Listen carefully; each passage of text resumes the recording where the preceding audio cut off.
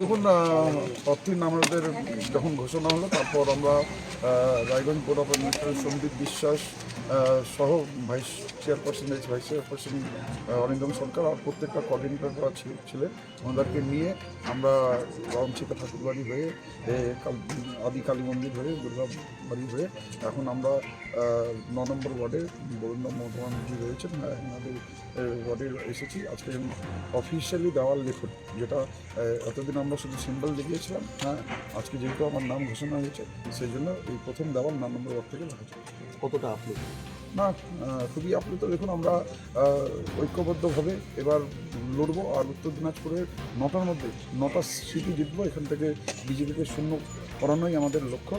আর যে হিসাবে মানুষের উৎসাহ আবেগ দেখছি, তাতে আপনারা দেখবেন এবার চতুর্থবারের জন্য মাননীয় মমতা বন্দ্যোপাধ্যায় আবার মুখ্যমন্ত্রী হচ্ছেন, এর মধ্যে কোনো সন্দেহ নেই। আর আমাদের যেটা রেকর্ড ছিল 215, সেটা আমরা ক্রস করব। আর রায়গঞ্জের রেকর্ড ভোটে জিতবো, সেটা আপনারা কত ভোটের মার্জিন এবার হতে পারে মনে হচ্ছে? দেখুন, মার্জিন আমি বলছি রেকর্ড ভোটে জিতবে, যেটা উপনির্বাচন জিতেছিলাম তার থেকে অনেকটা বেশি হবে, এর মধ্যে কোনো সন্দেহ নেই। এই রায়গঞ্জ বিধানসভা আপনার হাত ধরেই তৃণমূল কংগ্রেস পেয়েছে, এবারে পুনরায় টিকিট পেয়েছেন। কিছুক্ষণ আগেই মন্দিরে গিয়েছিলেন, কি প্রার্থনা করলেন?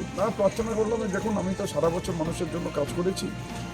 এখন যে কোনো শুভ কাজে নামতে গেলে আমরা পূজা আরাধনার মধ্যে দিয়ে নামি, সেই জন্য ঠাকুরকে প্রণাম করে আশীর্বাদ নিয়ে আমরা নেমেছি। আমার প্রথম কর্মসূচি 9 নম্বর ওয়ার্ড থেকে চালু হলো।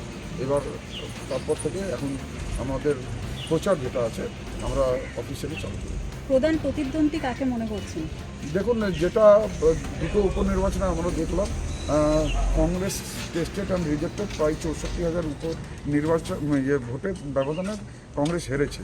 আর বিজেপিও আমরা দেখলাম টেস্টেড অ্যান্ড রিজেক্টেড, গত উপনির্বাচনে 50,000-এর বেশি ভোটে হেরেছে।